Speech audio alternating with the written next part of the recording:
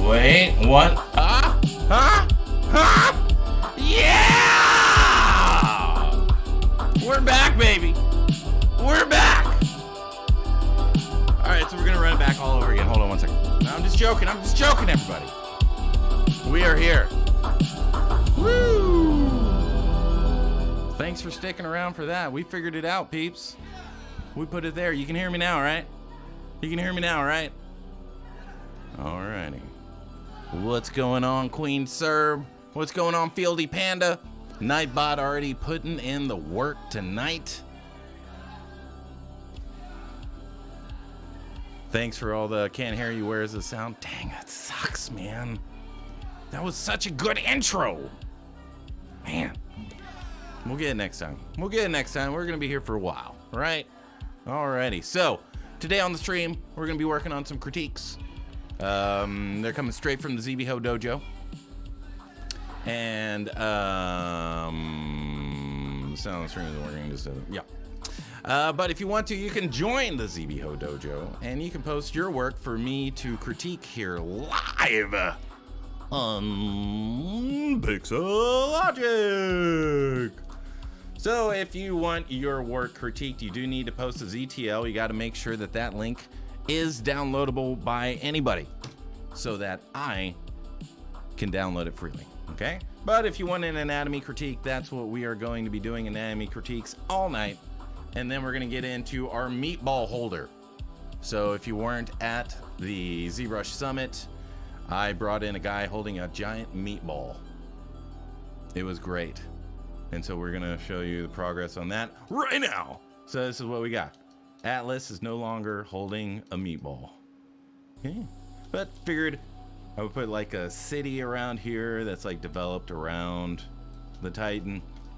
And learn a lot of things about this, that this isn't actually the world that he's holding up. He's holding up the stars in the heavens from falling down on us. But yeah, still got to put them into Substance Painter and texture them up and do all that stuff and finish all this stuff, just blocking it out. But the idea is that, you know, there's a spring, and then there's a moat, and then mountain ranges and stuff like that, and temples, all for, you know, worshiping or refining all the essence of Titans.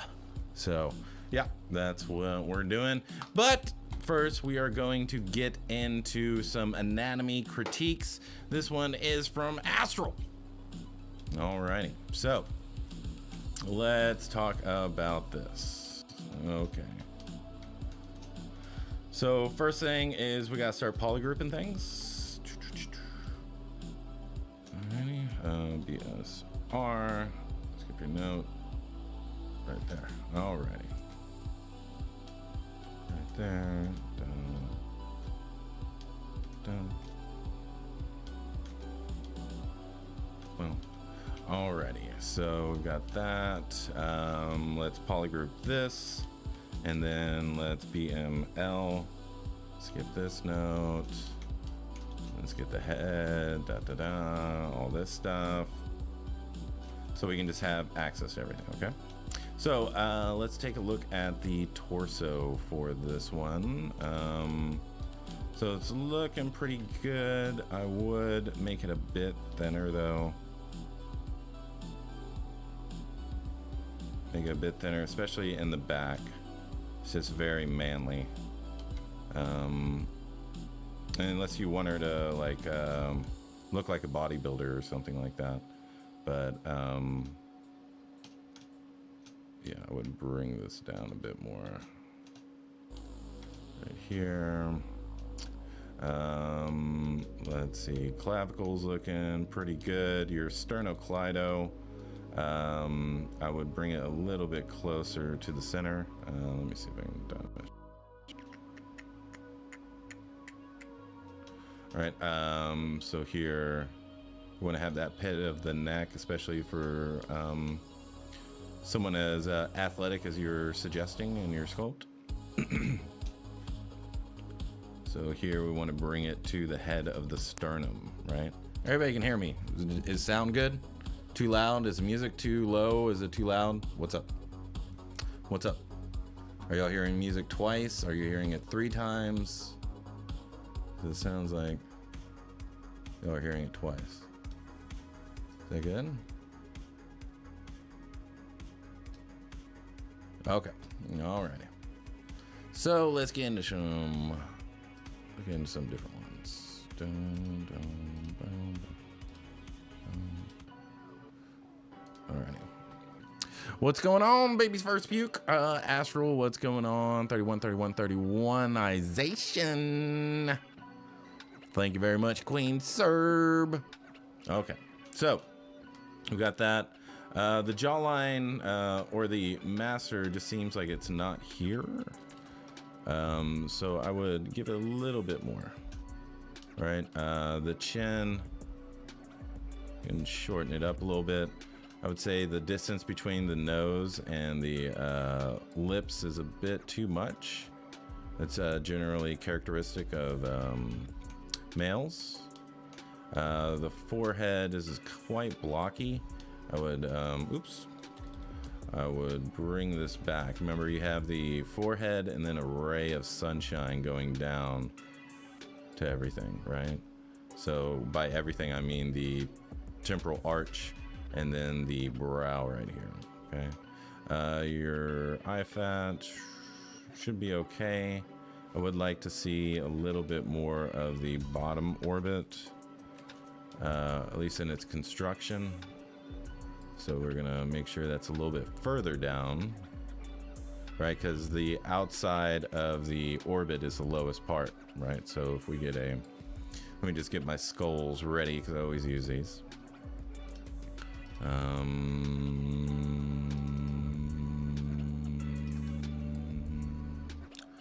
Female skull, ZTL, female skull, the tool. Yeah.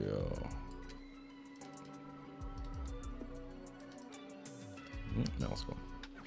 Incipient female skull. Okay, so when we look at the orbit, this is the lowest part of it, right? Right here at the corner. So that's what I would like to see a little bit more of on your sculpt here. Okay, so let's go. Here. All right. right about there, right? So I'm gonna fade it a bunch because I don't want it to be a hard edge right here. I just want to suggest a bit more. And then you can invert it. You can dig it in if you need to, if building up is changing the proportions of the face too much. And I would say a little bit less volume here, right about there. Right there. And then smooth, smooth, smooth. Yeah. And let's bring that back, bring this up, smooth out the difference. Okay. So that'll help. Your lips are just missing a few forms in here. So what we have, this should be a little bit deeper in there. We want to have the Cupid's bow, right? So on each side of this fulcrum, we're going to come down together into a V, right? So just imagine, you know, the Elmo, right? But it's coming from the center of the lip and it's grabbing the fulcrum right here, okay? All right, we're sculpting a little Elmo, okay? And then this right here, we want to bring this in. We don't want it to go out here and then stop, okay? So here, bring that a little bit closer together. We're gonna split the middle right here. Remember, this is the only part of the face where the lips actually come off. Okay, so this is a pretty big characteristic of the face, so we don't want to miss out on it, okay? And then the note of your mouth could be a little bit more forward, I guess, the best word. Yeah. And I would probably always do that. Come on, EMB. I would also bring it out a little bit. And you can see how there's a little form and then it's digging in and then there's another form.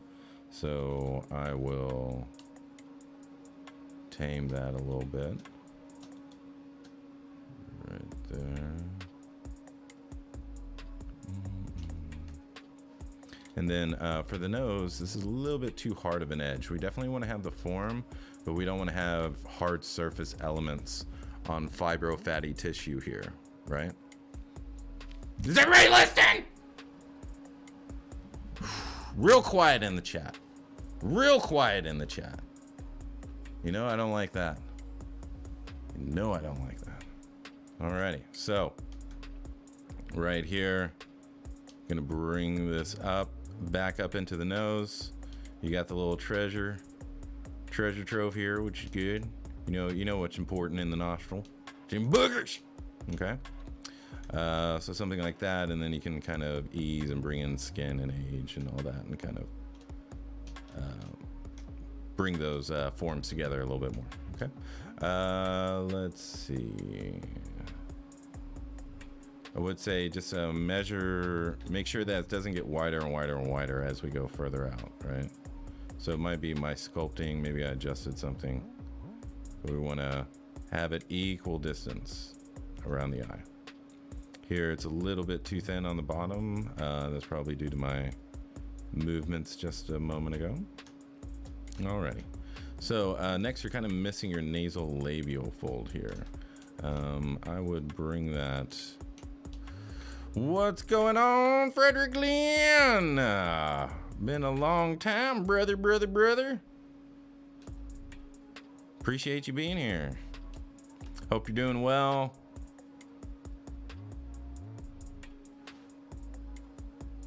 And we're gonna get the nasal labial fold over here. And we're gonna bring this. So it is pretty substantial right here.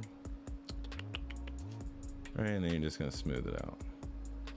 Right, the older you want her, the more you're going to show this nasal labial deepener here. Okay, and the more we put it in, the more disgusted she looks, right? So you want to make sure you use this intelligently.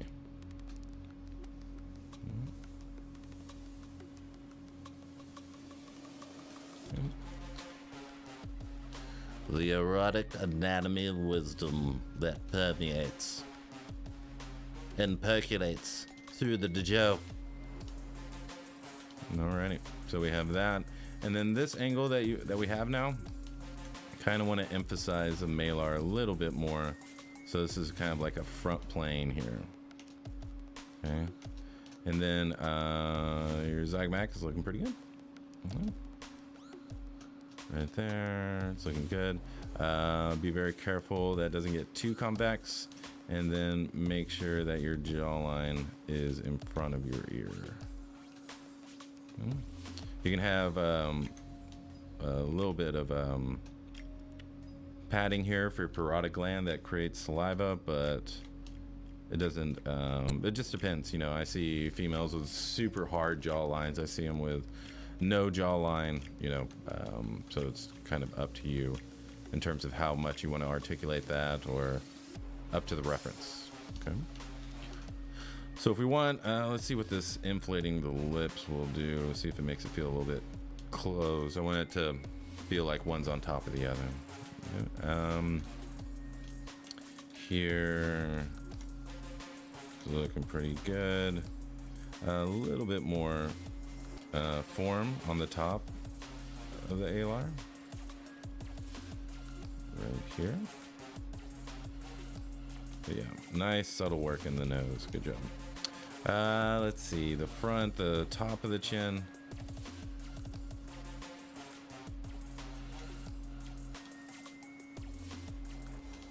Right there. Right there. Okay.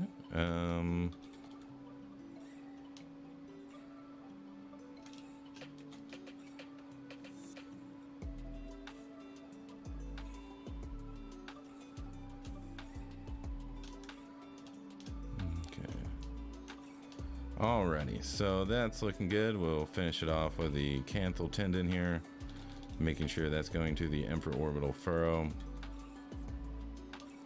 Right there. Block that off, straight over. Right here. Bring that back up. Alrighty, a little bit more.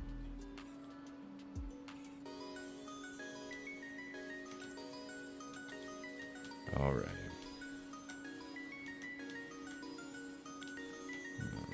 So if we neutralize the expression, because she does have a disgusted impression, because her lips are going up,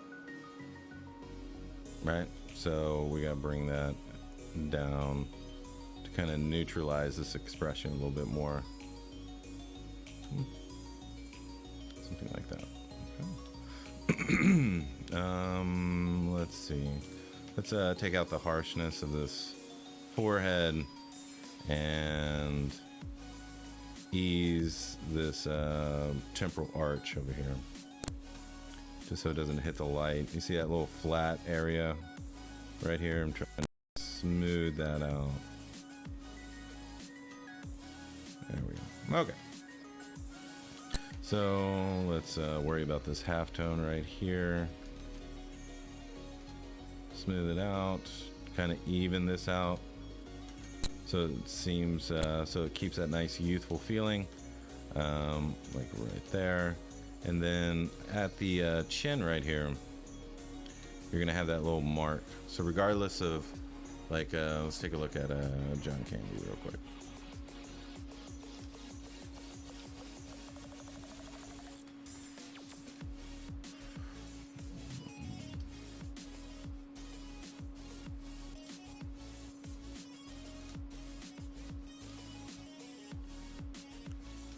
All right, so you can see we have John Candy here. Okay, and you can see even though he's obviously overweight, right? There's still this chin right here. Okay, and then we have the submental fat and temporal mandibular fat coming in here, and jowling fat all coming in here. But you can see no matter what, we're always going to have that little knock underneath because everything goes underneath there, right? So let's see if we can find See if we can find someone else who's got a nice hard jawline.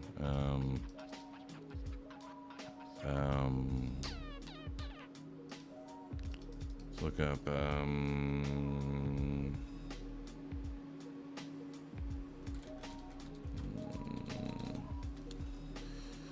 Let's see if I can find something. I'm hesitant to use actors because they have so much plastic surgery done, so I don't really want to. But you'll always see this, no matter what, no matter how overweight or thin they are, you're always going to see this under here, right? So we can kind of smooth this out if we want to. But if we want to put jowling down here, right, what we'll do is we'll regulate that to as wide as the chin is, right? So it's not going to go out and then come back in. It's just going to go straight down, and then it's going to attach right here, right above your, I think it's your thyroid cartilage right here, and it's going into this little bone right here, and then it's coming down. Okay, so there's two places that this attaches, one and then two right there. Okay, but you'll always have that, so whenever people go underneath here, it'll look a little bit more believable. Okay, that way you just don't have just it going around, right, or being a little bit too simple. Alrighty, so big brush right there, smooth that out, smooth this out. There you go, brother. So that's what I would do with the head, kind of take it to the next level, brother. But it's very, very close. You're getting better each time you bring this in here. And then your eyes, try to get that. I guess you already kind of have it, but here at the bottom, we need a straight line coming from the canthal tendon. So I'm going to bring that up here and bring that around. And that way we have a hit, and then we want to get the caruncula in here.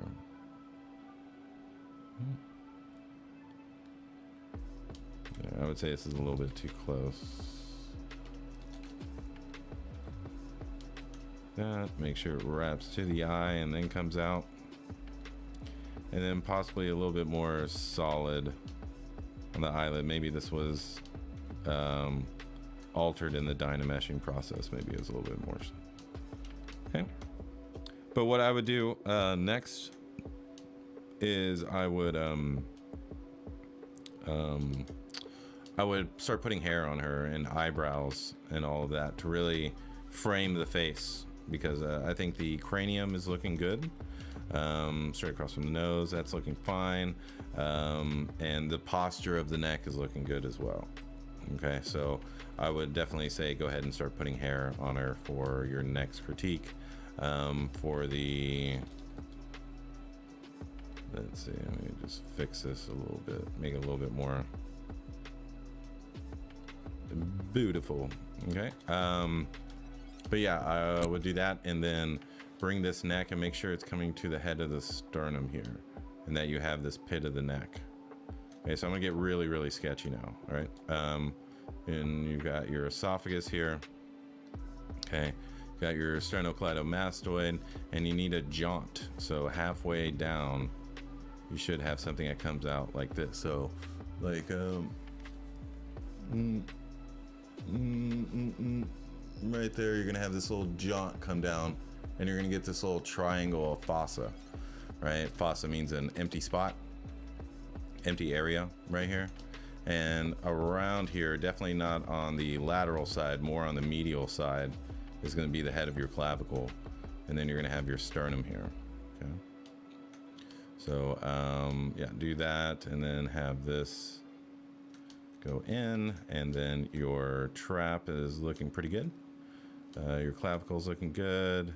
A little bit too puffy on the on this insertion. It's a little bit too simple here. I would bring this in a little bit more, and it just depends what type of body style you're going for. But I mean, if you're going for you know, a bodybuilder or something, then this is definitely the width size or arm width that we want to look for. If you're just looking for a athletic female, I would bring it in a little bit more. Like generally the epicondyles of the humerus are going to be some of the widest landmarks for the female anatomy. Your rib cage is still too wide. This is making it the thing visually, like immediately when we see it, the difference between male and female is that the female's rib cage is narrower than her hips. Okay, and so yours, if anything, you're matching it by having your rib cage go out into your shoulders, right? So it's almost there, but it's not. So it's kind of not really giving us the entire like feminine feel that you're looking for. Okay, so here I want to bring this in and really follow this rib cage a little bit more. Okay. Let's say maybe the pectoralis is a bit too long as well, or puffy. Yeah. And again, yeah. So it just depends on the body type we're going for. You know, if she benches 185 or something, then she would have the pecs that you had on here, right? And these lats are really, really overdeveloped as well. So I would say not as much form for your sculpt. Not in differences of form, but your muscle forms are a little bit too much for what you're trying to go for, right? Because you I would assume you want to look pretty feminine and not get too bulky, right? So I would bring it down a little bit more, bring this over a little bit more. Okay. And if you want to get that athletic abdomen, you really just need to come down here and just draw a line right here and then smooth it out. And then pretty much everything else is just going to be nice and flat. Okay. But yeah, so you know, consider that, and cutting this this oblique on the bottom end. Okay, so we're gonna follow this back into the back of the hips, and then we want to shave off a little bit. Well, this is getting a little bit too deep into it, right? But yeah, just a little bit more, because you got the angle, but you got to finish it. It's got to pop back in somewhere. And then here, kind of bringing this in. Okay. Here, right where this curve is going to go further back, and after the belly button, it's going to come forward, right? So this could be a little bit further down. Right, so if we go to the chromium process and go about 45 degrees up, that's where the belly button is going to be. Or not the chromium process, the anterior superior iliac spine. Okay, we also have obliques that are coming straight down from our ribs here and attaching to the iliac spine, or our hip here. So we should have a nice front plane. And then make sure that your abdomen doesn't get too wide here at the bottom, okay? And then on each side of the groin, there's really nothing happening, so you can dig that in quite a lot, okay? All right, so I think that's good. I think that's good. All righty. Jack Sprala, what's going on? Silent Moon is back. B and Queen Serb hot in the chat. Baby's First Puke, Frederick Lynn. Rodolfo Silva, what's going on? How are you doing? Appreciate you being here. Brendan Kraushaus is a little the jaunt, the anatomical term. Yeah, scientifically speaking, it's over there. Only me hear some sound issues. What sound issues are you hearing, Eric? This is female inertial V. Yep, sure is. Like short buzzing sound. Now that I'm closely listening, I think I hear it too. All right, well, I can only do what I can do, peeps. I can only do what I can do. I don't know. Oh, it's your headphones? Thanks a lot, Eric. Thanks a lot.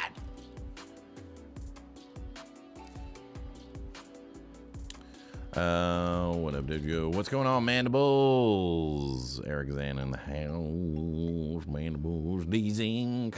Attentive Slug. What's going on? Alrighty. So, yeah, I would do for next week. And, yeah, I'll be here next week. Thanksgiving week, I'm not going to be here. But, yeah. Definitely... take it to the next level, bro. Take it to the next level. Okay. Alrighty. So we are gonna go to Talia. Okay. So yours as well. Your rib cage is very blocky. You can see how it's just going straight back. So if we look at the female skeleton or representation of it.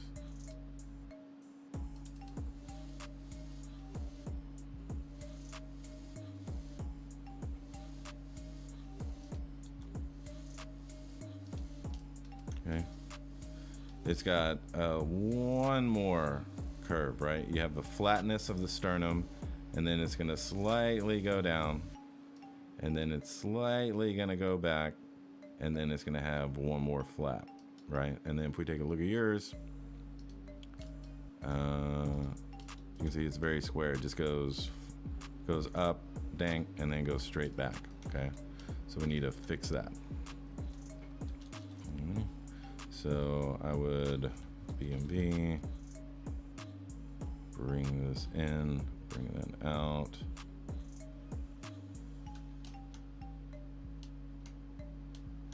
I would say the rib cage is really, really thick.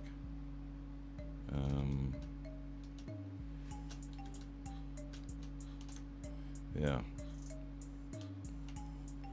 Yeah, this rib cage is huge. Okay, if we put let's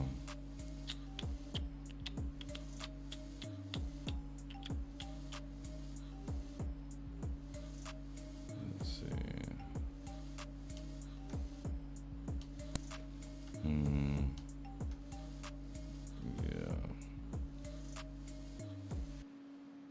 Yeah, you see how far off it is from the rib cage.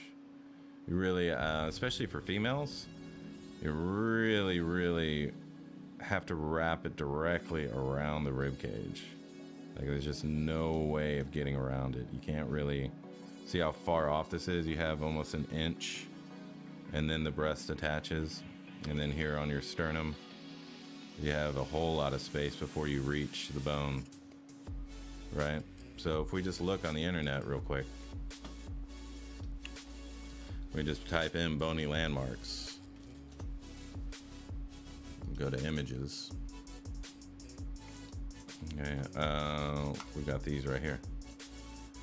Right, so whenever we're sculpting, especially idealized people with perfect amounts of body fat, these bony landmarks are going to be very, very important, and you really, really need to understand them. Okay, so the clavicle and the sternum are bony landmarks, which means the mesh should be pretty much directly above the bone, right? I mean, you can put a little epidermal layer, all right, but you know what I mean, right?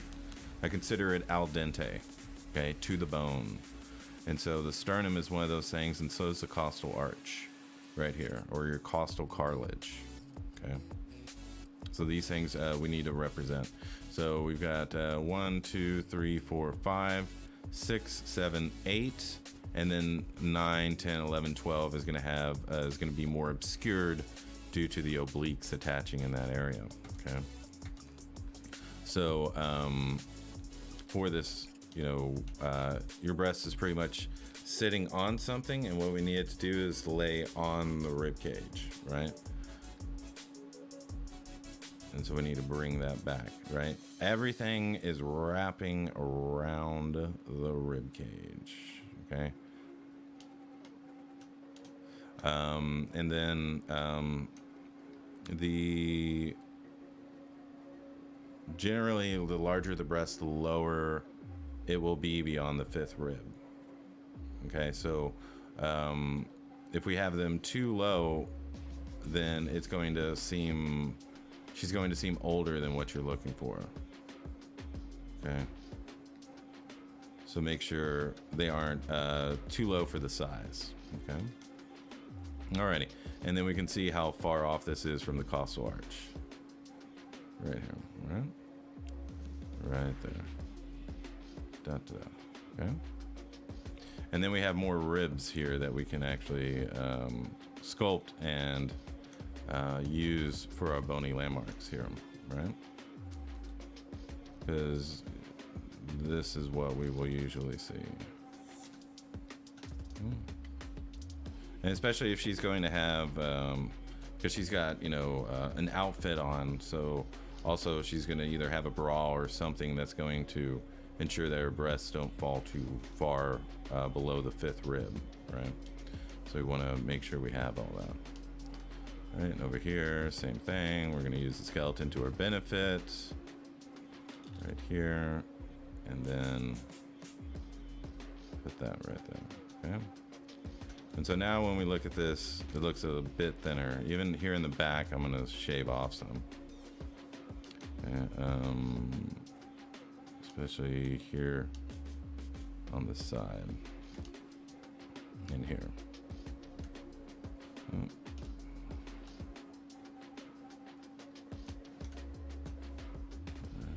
Here under this armpit, definitely going to bring that closer to the rib.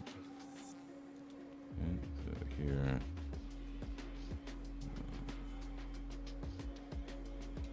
Da, da, da, da.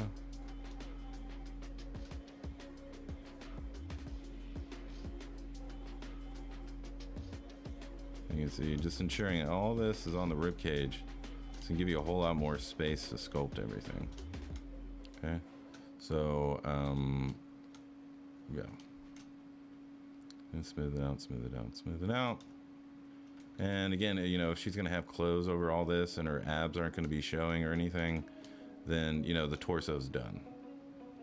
You know, especially, you know, if we're gonna have clothing all over this, or she's gonna have a corset or whatever. Okay, so just to fill things in, your obliques come from 12, 11, 10, 9. Okay, and they also come straight down from 9, 10, 11, 12.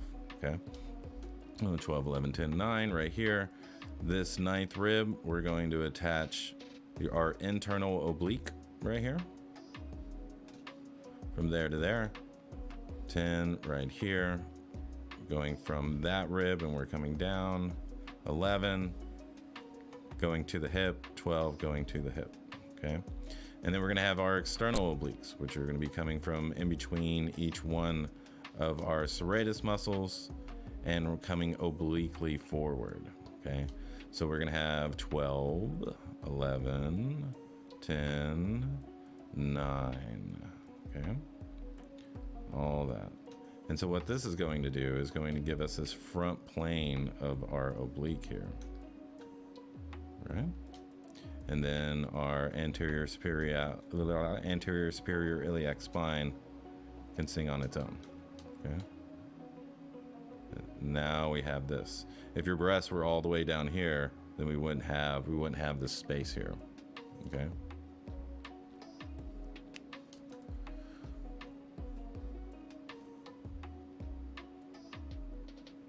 Yeah. She needs to be walking forward with her chest, but it needs to be wrapped. But the anatomy needs to be wrapped around her chest, right? Okay. Yeah, it has nothing. We're not talking posture. We're just talking about placement and space and proportion, right? So, but yeah, everything else. So that's what I would do. Yeah, that's what I would do for our Thursday group session. Okay, get this closer look on the internet, look for bony landmarks. Make sure you go here and that those are bony landmarks, meaning it should be right above. The mesh should be right above that bony landmark, okay? Especially for idealized figures, okay? It's all about the bony landmark, okay? So smooth over here. And then bring this over, okay? So we're gonna dive that down a bit, okay? And remember, she's not Mrs. Olympia, right? She's a martial artist assassin, okay? So we don't want to give her too much bulkiness around the body, okay? We want to keep the arms normal and all that stuff, okay? Alrighty, so we can smooth that out. So we've got that. Let's talk about the arm. So we have the pectoralis going over. Okay, your arm muscles are shifted forward a little bit too much. So make sure, you know, like the bone is the center, roughly is what we want.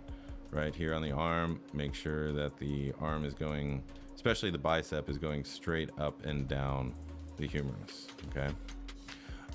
Make sure you hit your chromium process at all times. Okay, bum, bum, bum, bum, bum, bum. And then get that spine of the scapula. Why? Because it's a bony landmark. Spine of the scapula, blade of the scapula, okay?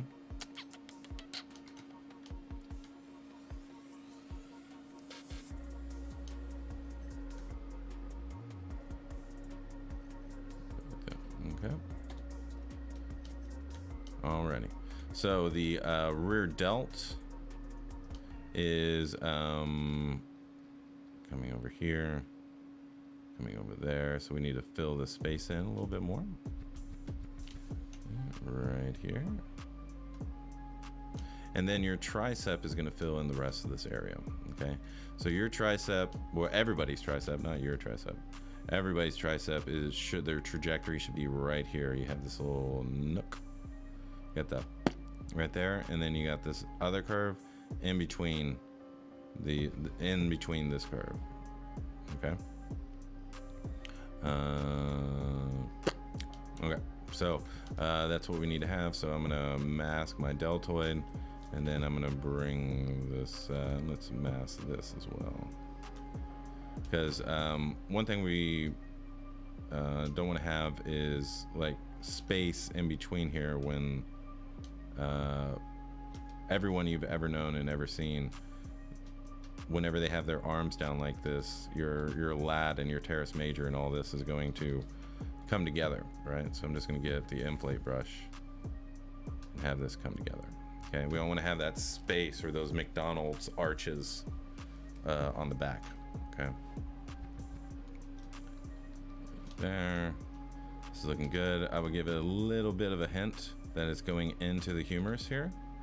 So halfway down the arm, halfway down the humerus, right about there is where I want to give a little bit of an indentation, right? Right here.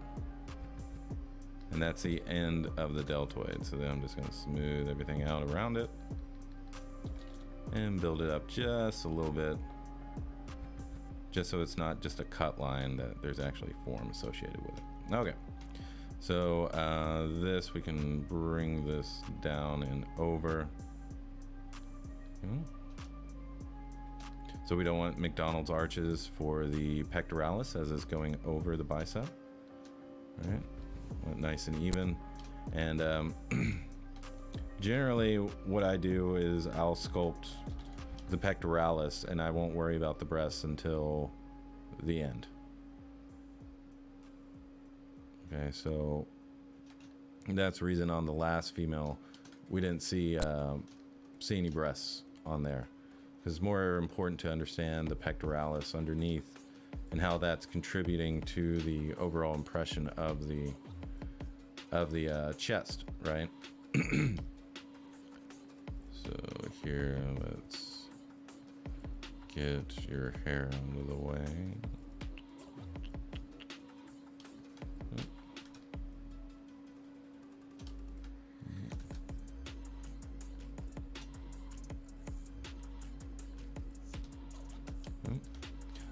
because you don't want to have overdeveloped pecs and then try to put breasts on top, and then you have overdeveloped pecs and the rest of your body isn't caught up to that, right? So if you have overdeveloped pecs, and you most likely have overdeveloped shoulders, etc., and it goes down and down, especially anything that has to deal with pushing weight, right?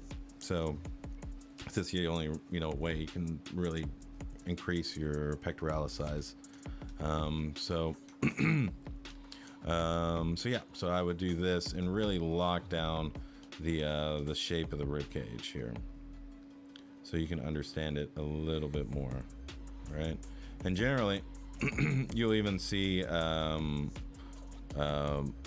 the rib cage being hinted at for females right here, or very thin males. You'll see a little indication of the first two ribs here. Okay.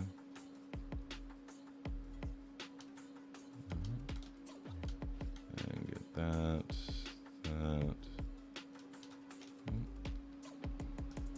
And then we just want to make sure this isn't too pronounced. Right there.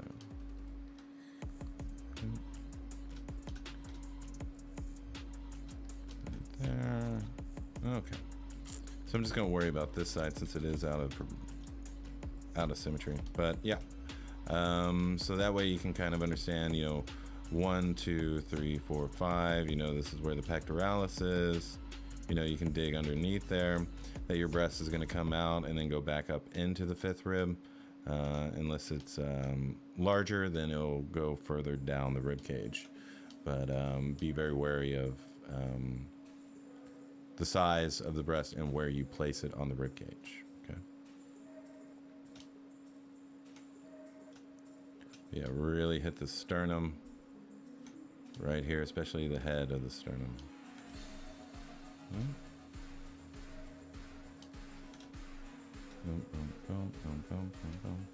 Okay, and generally what you're going to see is the 8th rib.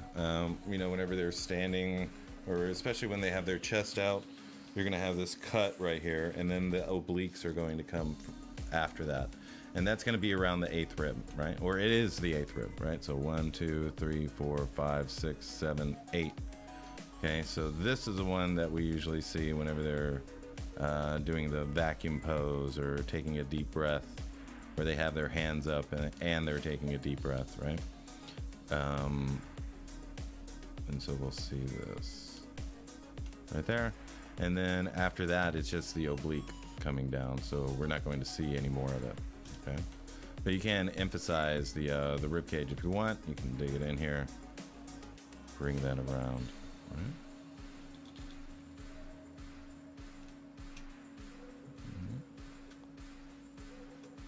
And just make sure it doesn't go too far back.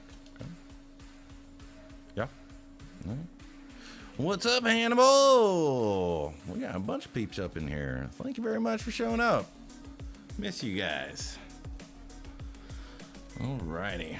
Hannibal, you gotta join the dojo, brother. You joined the dojo, right? What's going on, Gorgon? If you haven't joined the dojo, please do join. It's totally free. We have industry artists from all over the world joining that are part of the dojo, that join us weekly. We have dojo sculpt offs. So in case you didn't know, listen up. 5 winners for the ZBrush sculpt off. 2 of them ZBHO dojo warriors.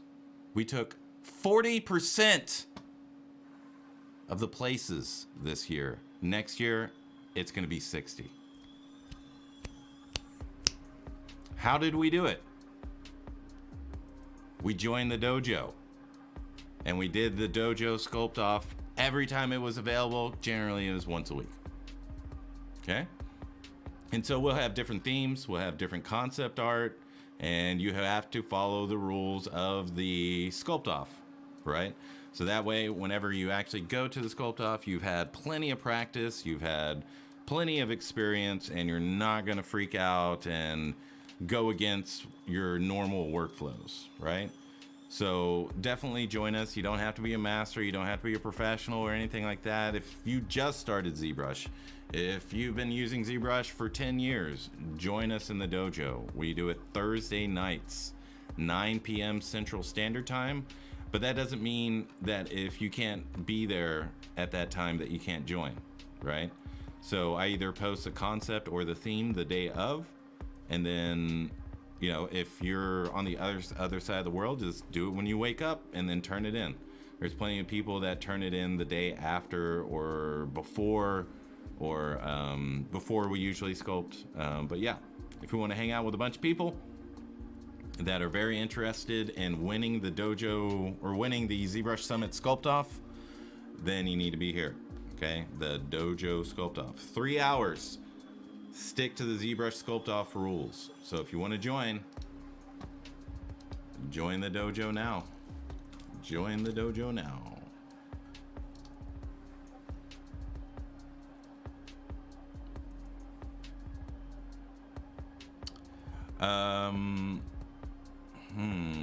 Hannibal X. Hannibal, are you in here?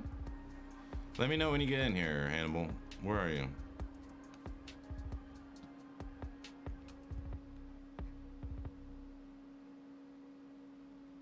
Where are you, Hannibal?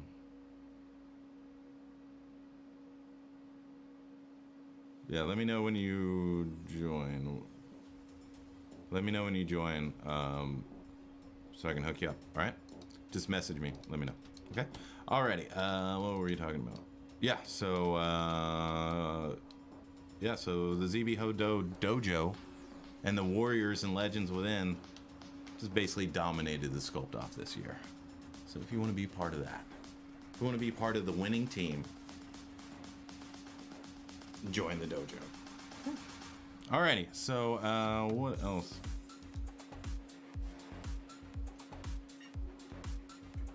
Let's talk about the glutes, because we can't let her go with these glutes. We can't let her go with these glutes. Okay. So let's talk about it. Okay. So first thing you want to do is across from the pubic symphysis is going to be the widest part of the hips, right?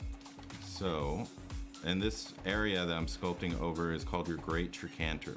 Okay. So what I want you to do is I want you to sculpt on top, and that's all I want you to do. Okay. Obviously, it's a bony landmark. How do we know that? Because we looked on the internet. And there's a great trochanter, which is a bony landmark. Okay. And then we're going to smooth all that out. And so now we have that hip dip. Okay. So there's something else. Now this is a little bit too straight. Okay. So for those that don't know, listen up. Okay. You have your anterior superior iliac spine, and then you have your anterior, meaning front, inferior, meaning below, iliac spine right here. Okay. Anterior superior, anterior inferior. Okay. That is where your rectus femoris, or your front leg muscle, is going into, right? So before you had yours straight, and now we have this, and that's much more sexier, right? Even if we accentuated it a little bit more, then the front of this leg looks a whole lot better. Okay. All right, so let's talk about the glutes, because we can't let her go with these glutes. Okay.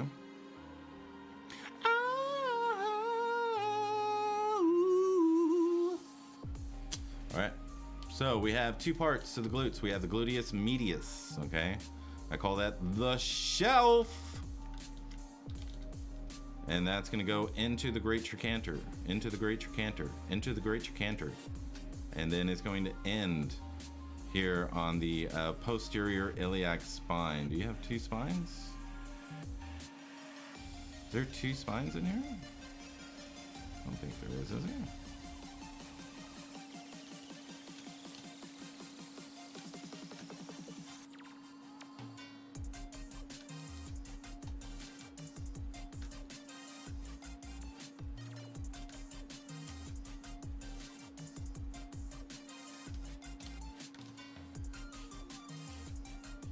Which one do I use, bro?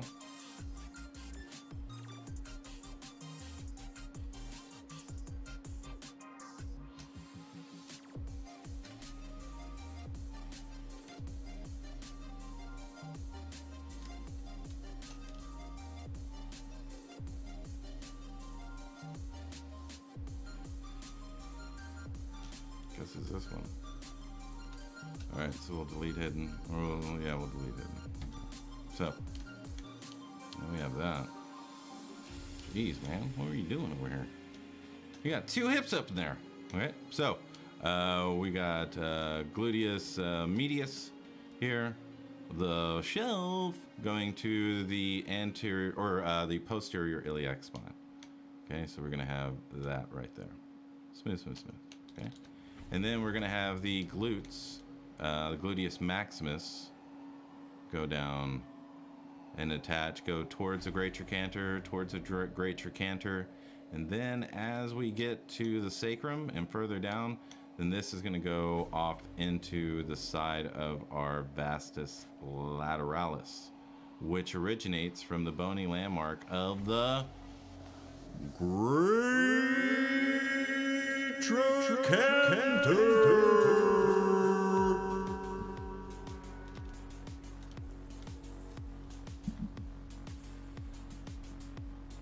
Great.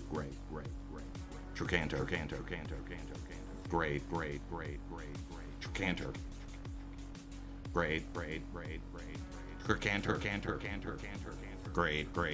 Great. Trochanter. Okay. So we're gonna bring that over. Okay. And whenever you're sculpting the glutes,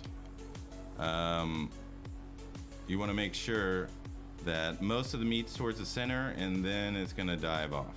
Okay. Right now, most of your meat is on the outside, which is giving you this very square feeling to the glutes. Okay. So what we need to do is we need to bring that down. Okay. If you're worried about the mass, then what you can do is you can create a C right here, and the C is going to go on the back end right here. Okay, you're just gonna fill that up, smooth it out. Okay. And then you can shape it any way you want, all right? Generally, let's say she doesn't have any fat, you know, she's competing for Miss Olympia, okay? And so what's gonna happen is that we're gonna take all the fat out of here. Okay, so let me mask this.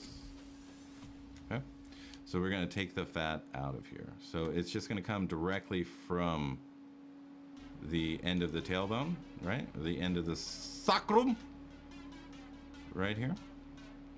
And it's just going to go down. So the less fat that they have in their glutes, the more curved this is going to be as it's going in, okay? The more fat that they have, the more square this will be, right? The more this will come down before it goes over, okay? And it'll be more square or more flat as it's going across horizontally, okay? Right, and then generally there's a fat pad right underneath the glute as well. So it's gonna give you this little, right there, right down, bottom. I mean, unless they're Miss Olympia and have 4% body fat, that will always be there. Okay? You literally have to diet all of the fat out of your body to get rid of that. Okay? Or you're just genetically gifted.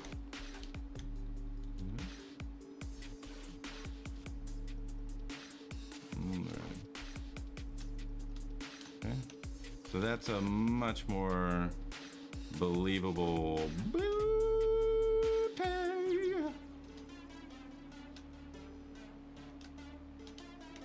Okay. Nice and slender. There we go. Okay.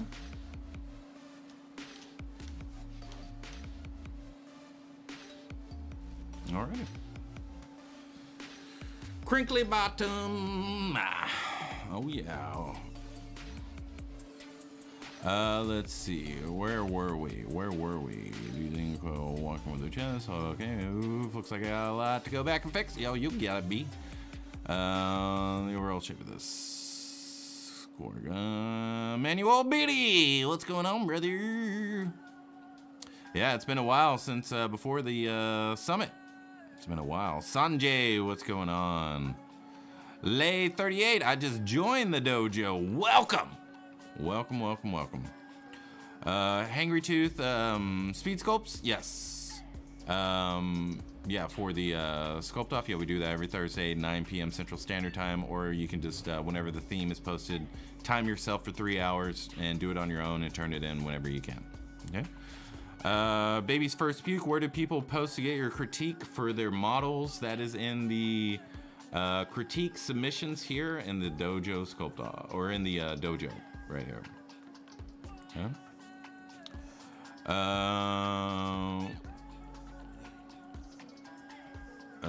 Okay, it was in Messenger Dojo. Didn't know about Discord. Oh yeah, I haven't done that in a while. Man, I haven't been to Facebook in a very long time. Spicer, I'll send you a woman anatomy study next week. Got some time since I submit something. Nice. Look forward to it, brother. Rabs Rabble, Greater Trichanter Club. Whoop, whoop, whoop, whoop, whoop, whoop, whoop, whoop.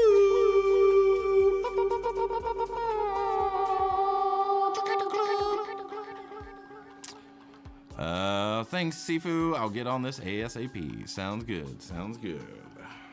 Okay. So, let's see.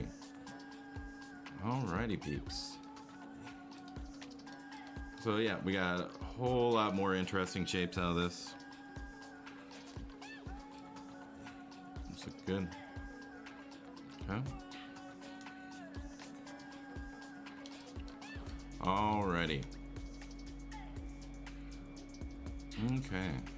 So, I think that's good, peeps. I think that's good.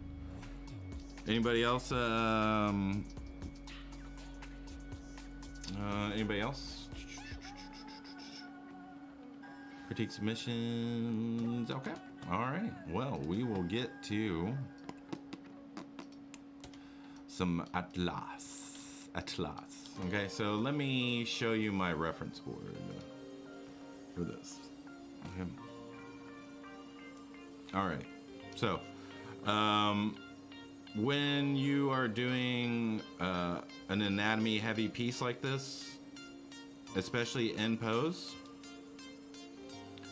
you want to find one individual from one particular time period. So if I'm going to sculpt Al Pacino, I'm not going to get Taxi Driver and then Rocky and Bullwinkle and try to get a portrait out of that, right? What I'm going to do is I'm going to grab Robert De Niro.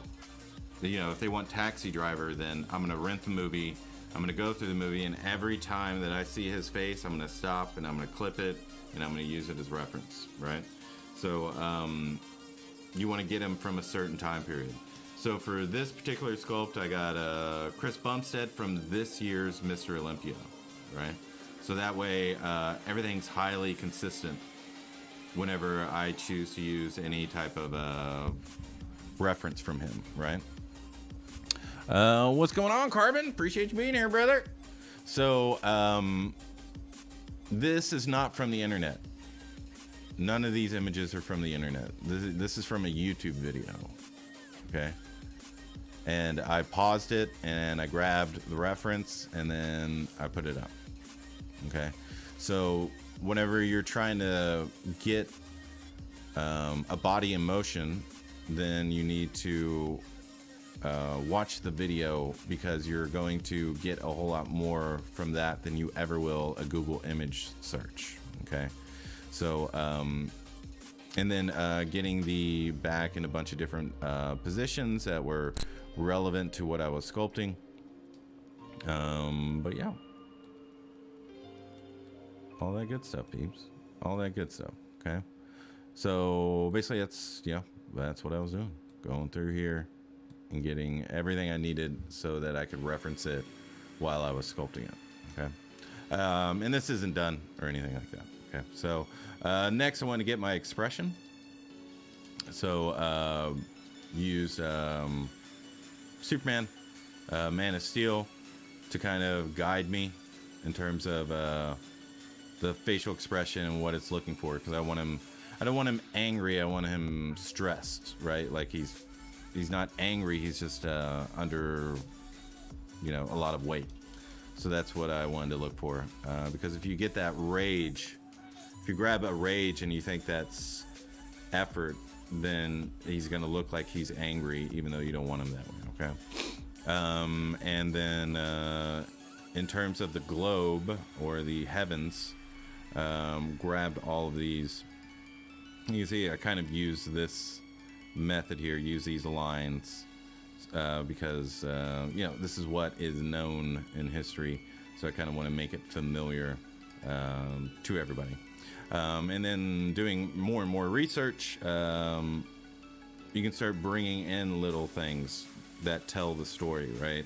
So Titan, he's a Titan. He went up against Zeus. He lost. Zeus banished him to carry the heavens. The only reason he did that instead of letting it all fall down was because of his daughters that live here on Earth. So he kept it up the entire time.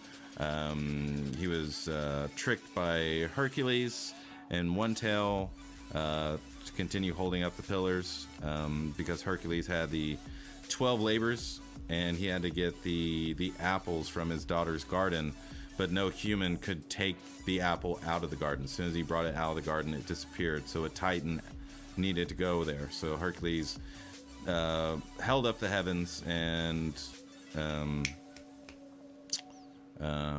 Atlas went in there, got the apples, brought him, and he's like, hey, let me give this to the guy that's requesting your labors if you hold up the heavens. And Hercules was like, you've been holding up the heavens for a long time, at least let me get my a pillow or something, or his fur, so whenever it's on his back, you know, it's not going to hurt as much.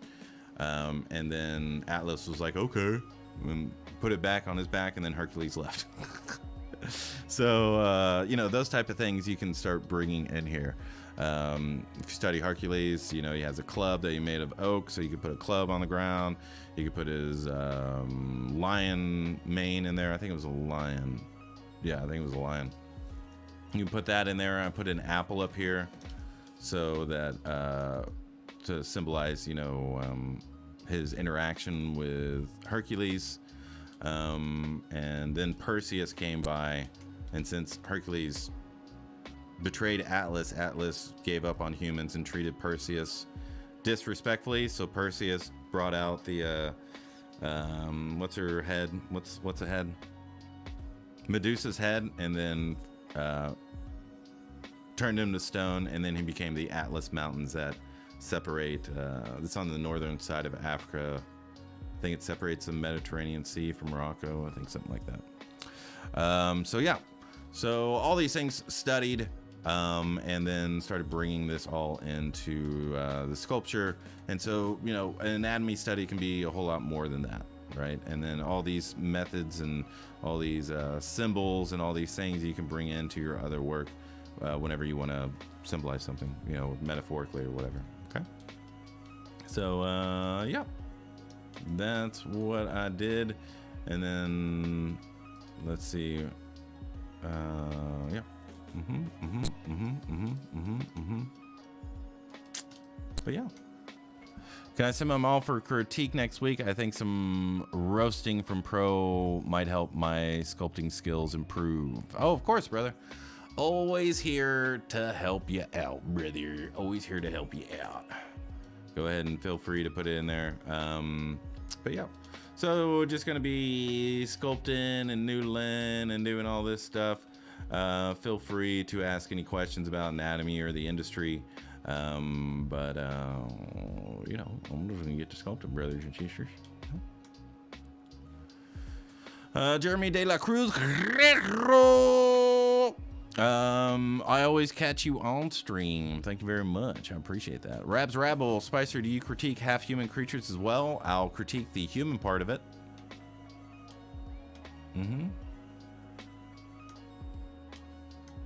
So yeah.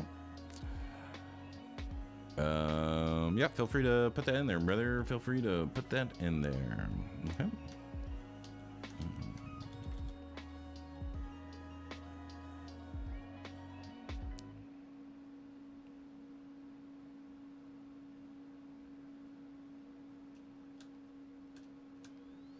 Alrighty. But yeah. So is anybody working on anything? Anything exciting happened to them this while I was gone? Any new stories?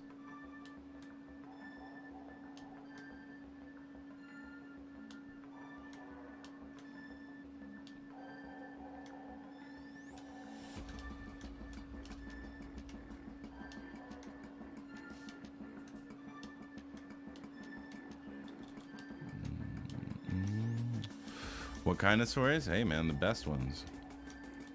The best ones.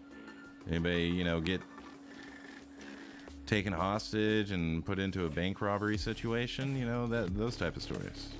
You know, were you an international, you know, were you just a normal person and now you're a international spy? You know, that type of stuff.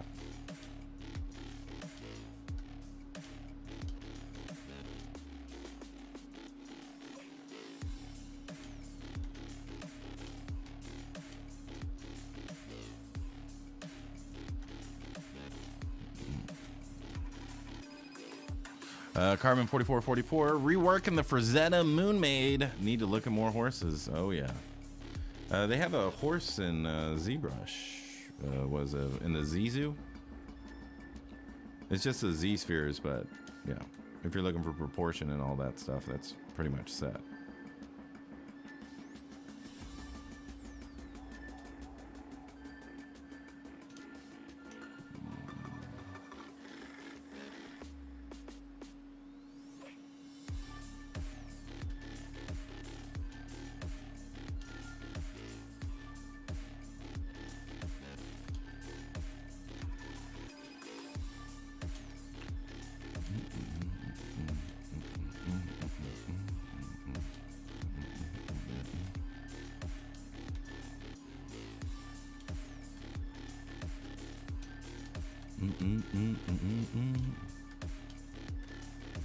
Yeah, still got French Frazetta piece, but I got some whatchamacallit, some primer in.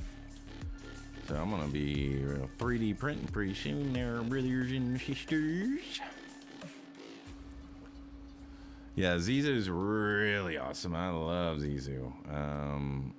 What was it, Project Zizou? Yeah, if y'all know about this is like you got almost every creature that you need. They even have a T-Rex in here. So this, I haven't brought this one out in a long time. I think this is one I'm gonna get ready for printing. So really want this in my display. What was it? Yeah, so this spider, let's get rid of this thing. Yeah, the spider was from the Z2. Let's get this over.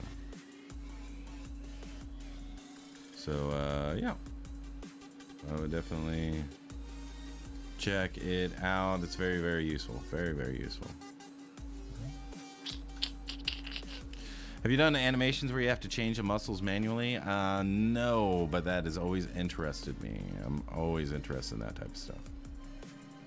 I would love to be the person that just sculpts the characters in pose, you know, for morph targets and stuff like that. I would love to do all this stuff. That would be so fun. Oh my God. Sergio, what's going on? I'm doing well. How are you?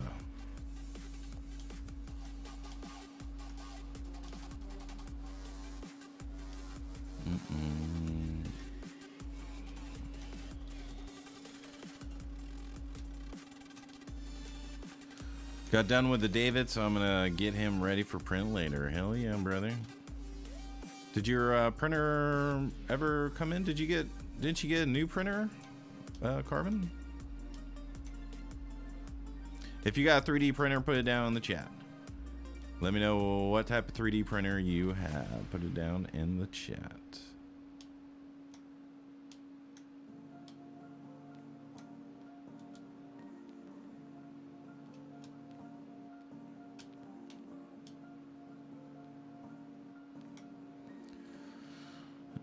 No, you got to replace the screen. All right. Well, yeah, if you want to get it printed, let me know, brother. You know I'm always here to help. I got like 3 printers. I ain't doing nothing. So, yeah, if you want to, feel free to hit me up. As long as it's engineered, I'll put it on the plate and I will print it out for you.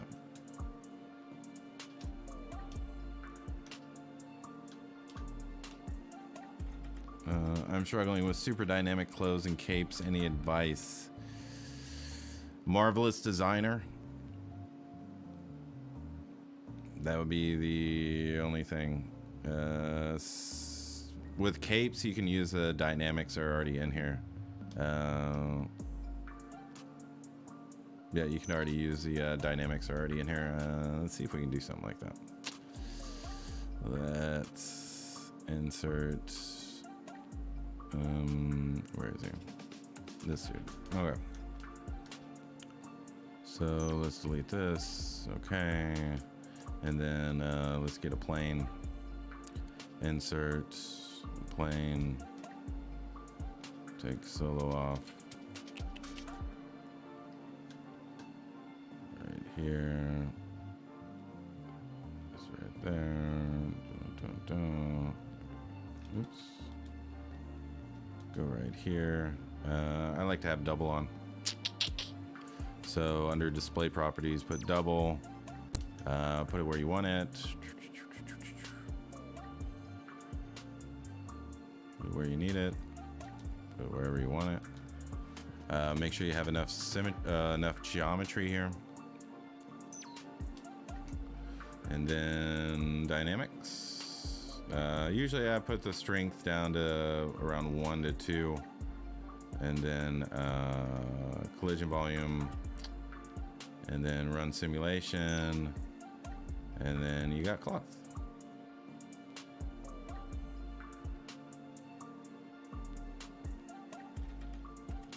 Right. So you can have that, right? Marvelous Designer is going to have a little bit more control. If you want it flowing in the wind or something like that, then you can add turbulence to the wind so it, you know, gets those little flips in there and all that stuff. Marvelous Designer is really good. Other than that would be getting a clothesline, getting your bed sheet, getting 2 clips, waiting for the wind to go, and then to start taking pictures and getting all the information that you can, and then bringing that into your sculpt. Yeah. D100, you damn right. You damn right. Any cubic photon mono, been loving it. I did not have a good time with any cubic photon. It kept giving me fails. Maybe it was just a machine, but that's good that it's working out for you. That's awesome. Sandman 5000 Frozen Sonic Mini 4K works good. Alrighty. Rabs Rabble want to critique my Wendigo sculpt? Yeah, man, put it up in there. Put it up in there. We got about 30 minutes. I'm working hard to win the Grassetti contest so I can win a printer. The Anycubic Photon Mono with XP Pen Artist Pro 16TP is the prize. Nice, brother. We definitely got a good chance. Blender can make some simulations, by the way. It's not bad, too. There are some really good Spicer courses at ArtStation. Thank you, Anna. Yeah, so I do have some tutorials at ArtStation concerning anatomy. Okay, so it's right here. I would get the spicy bundle. Every week I put in my students' videos that go over various parts. It goes over the business, it goes over anatomy, it goes over pretty much every part of the body. You know, inspiration questions, construction questions, like all those type of things. So there's pretty much like 3 to 6 videos every week that I put in the spicy bundle, and you have access to it. Also, every time I add videos, I raise the price, so I would get in on it. Now, if you just want to test me out, I would suggest getting one of these. Okay, any one of these will have anatomy lecture, medical and real life drawovers, a sculpting lecture, and then if there is a time lapse, then I'll put that in there too. Okay, but check them out. Let me give you a link in the chat. So yeah, check it out. Check it out. If it helps you out, do let me know. I love positive reinforcement. Okay. All right. righty. So yeah, good questions. Good questions. Thank you, Master. Going to check it out. Greetings from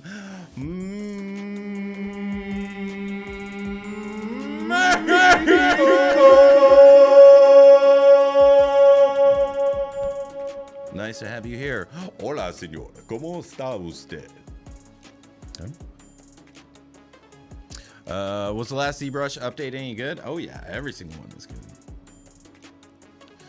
Office Space, the out of Anycubic Photon. You know it. Lorenzo Cabo, or Cabo, your streams are so entertaining. ZBHO Dojo. Hell yeah. This is good stuff, yo. Learn a ton from these. My pleasure, my pleasure. Alrighty. So let's keep sculpting, keep sculpting. But good questions, Pete. Good question. I'm glad to see all of you are working hard. Yeah. I would say the best advice I could give to character artists.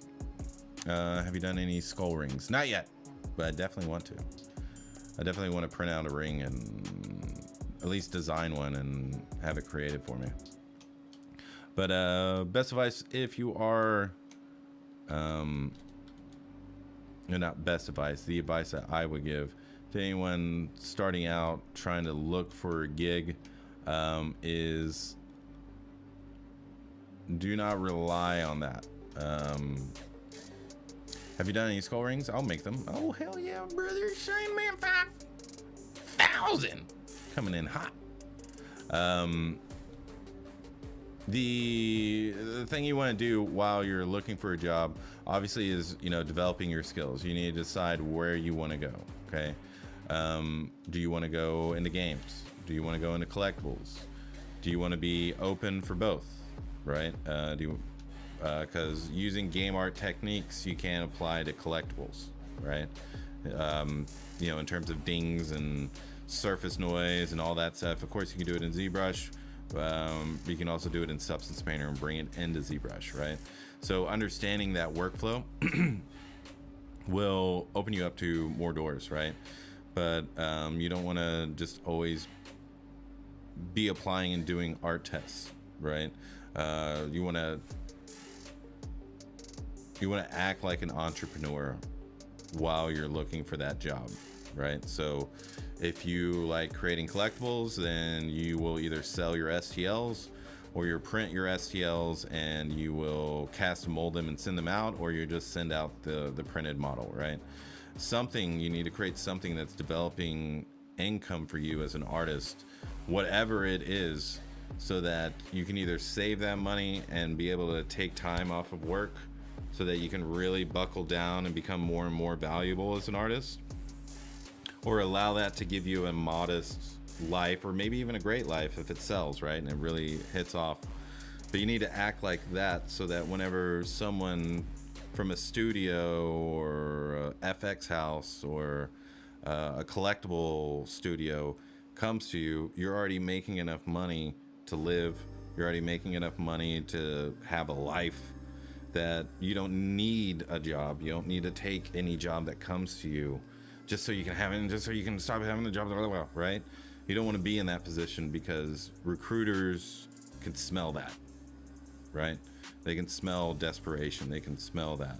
So if you're there in the interview and you're like, I could have this job or I couldn't have this job, that's a whole lot more powerful of a position to be in, right?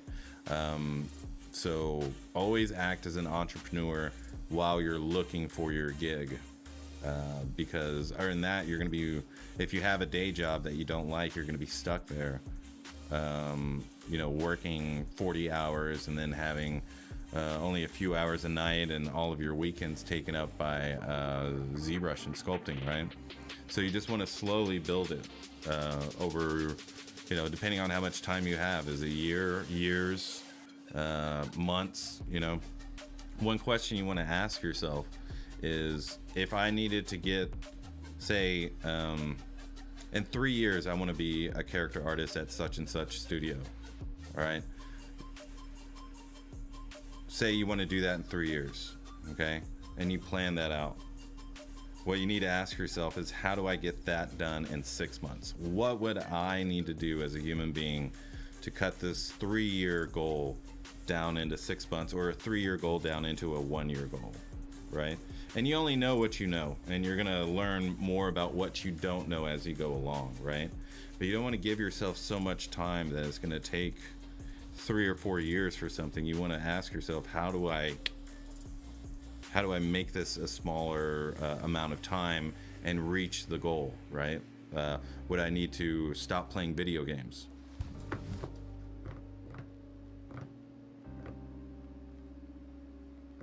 Are you playing video games? Huh?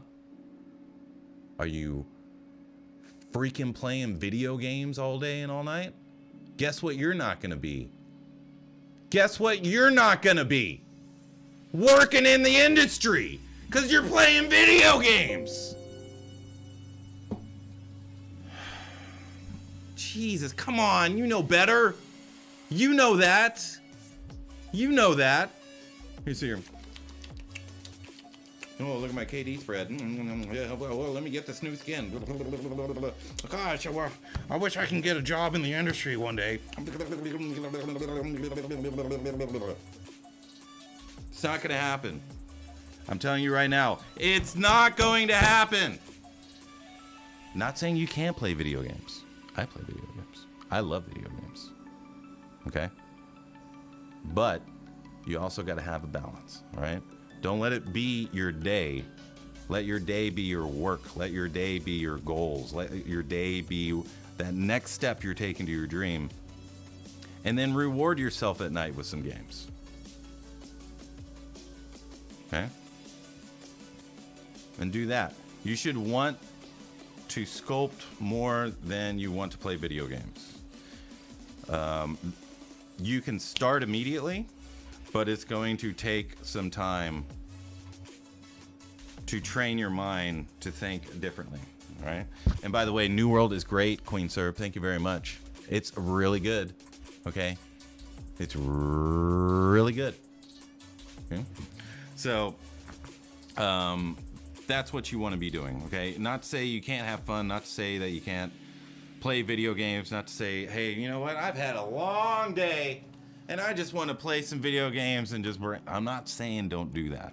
What I'm saying is that if you take inventory of your time and it's way more video games than sculpting or ZBrush or preparing yourself for the industry, you need to flip that over organically, right? Not a immediate switch, because then you're just going to get shocked and you're going to put too much on yourself. You just want to slowly turn that around, okay? And while you're developing your skills, make friends. Make friends. Sincere friends. Not, oh, this guy works here, I'm going to go talk to him. I'm going to try to get his... No, you need to sincerely be friends, okay? Because how many times have you seen, or how many times have you gotten a job because of you already know someone working there? How many times? Okay? More often than not. So make friends, okay?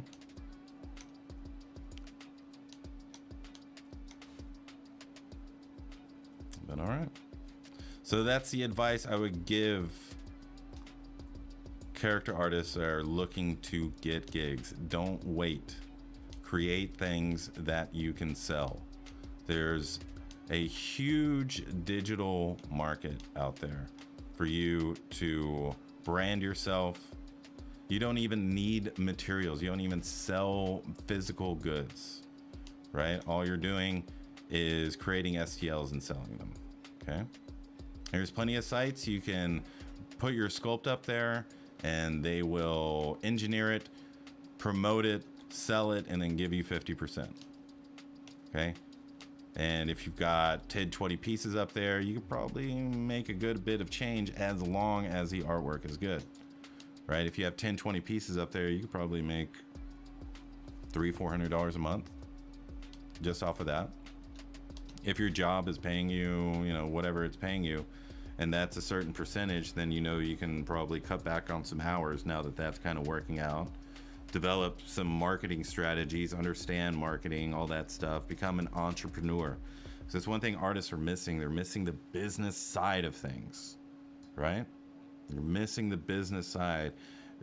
Like, you're sculpting all day, you're working on your art, you're trying to understand all these things, and it's already a lot, and I understand that.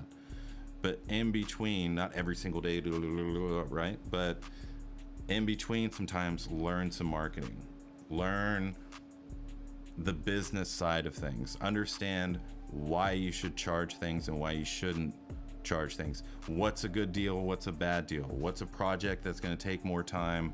What's a client that's going to give me headaches? You know, you need to do all these things, and for that, you need to do your studying. I wish there was business school for artists. I wish that was around, like specifically for artists, like dumbed down for artists, so you can be like, this is a banana and this banana represents a happiness, and you know, like that type of stuff, right? Okay. My pleasure, baby's first puke. Hate to be a modern slave. If people will turn away from the industry, the conditions will rise. Oh yeah. Market is huge, but not stable. That is very, very true, right? So the next thing is that you don't want to have it all in one basket, right? You don't want to, if you are, let's say you're making collectibles all the time and they're selling, you can now teach that, right? You have a track history of creating collectibles, prepping them, printing them, marketing them, selling them, and making enough money to support yourself. And I guarantee you, we have over 89 million people watching right now. I guarantee you 85 of them want to know how to market and sell themselves. Okay. So yeah, you can become that as well, right? So you can become a teacher, you can be a sculptor, you can be an engineer. So now people can come to you for commissions in terms of sculpting it. You can separately charge for engineering, separately charge for your first, print to see if everything works. You know, there's all these things. You can create a YouTube channel, you can put advertising. I mean, there's just so many ways and so many things, because everything's digital in our community and environment. Is very rarely do we buy physical goods. We'll buy a statue, we'll buy a écorché thing, but every tutorial and every book can be bought as a PDF or as a video, right? So you don't need an inventory of anything. You just need to create things so that people know that you have them, they can buy them, and then word will spread, right? And someone asked, for what money should you sell your STLs? I'm not going to mention any sites here because it's Pixologic's channel, but if you want to reach out to me in the dojo, I'll give you some specific sites. Generally, if you go up there, it's like $25 is usually the average of STLs, and you're not trying to sell every STL as like $1,000, unless you're that level of artist and you've done amazing marketing and you've got your clientele up and all that stuff. Then yeah. But if we're talking about people just starting, okay, and so you're not going to charge out. You're looking for units, not individual sales, right? You're looking for a bunch of people to buy a bunch of different things that give you 50%, and then at the end of the month you have a nice chunk of change, right? And so if you're gonna do it on your own, then you need to decide, you know, how much is my rent, how much is my electricity, how much is my water, how much is my gas, how much food do I need new computer parts, do I need a new mic, do I need a new this, and you have to add all that up and divide it by the amount of time that you're going to spend on it. And then that's roughly how much you should charge. If it's too expensive, you need to find quicker ways to get it done, right? And that's where the entrepreneurship comes in, and where the problem solving comes in. And that's what people want to hire, right? Are problem solvers. So, yeah. So how does selling STLs work? Patreon, if you're going to do it yourself, Patreon's definitely one of the top tier ways to go. And then you're just going to advertise on Instagram constantly, right? If you want to make $2,000, how much should you spend on advertising? Okay. A better question to ask is, if I want to make $2,000, how much am I willing to invest to make $2,000? It ain't going to be $20, right? So you need to decide. Generally, 10% is, I would say, is a minimum. Most people are very happy with a 10% return. So if you're literally spending 10% of what you want to get what you want, you're doing something really, really good, right? So yeah, all these numbers and all these things, you need to go beyond art in terms of marketing, so you can kind of understand how the foundations of pricing and marketing and dealing with clients is, right? But yeah, let's see. Hangry Tooth, you're gonna have to message me on Discord, and I will give you a recommendation. Is there a specific? I already answered that. Astral, same thing. Message me, and I'll let you know. Rick Soav, Rick So AV. Quick question: I started making this sculptured and probably messed up and started position it. Now symmetry is off, but I can fix the orientation of the symmetry. If it has symmetrical topology on both left and right, then you can go here to transform.